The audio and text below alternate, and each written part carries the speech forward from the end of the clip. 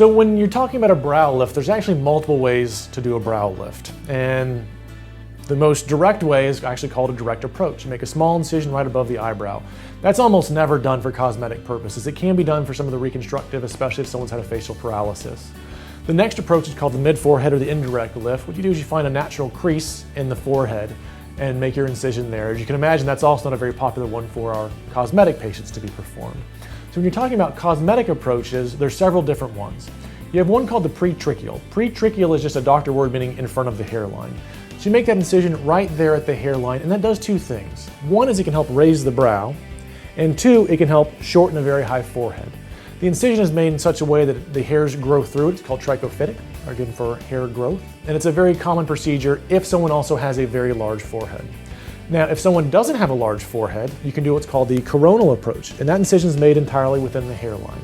The benefit of that is it raises the forehead, but can also raise the brow, so you're getting sort of two benefits there for someone who has a short forehead. Those approaches are not needed for everybody. So there's one that's more common now called the endoscopic approach. What that does is it's a series of small incisions all within the hairline, and then you will elevate the brow from underneath. The benefit of that is a little bit faster of a recovery time.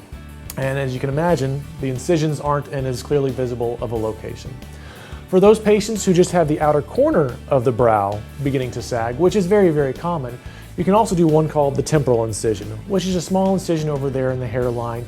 And that's also used with both the coronal and the pretracheal incision.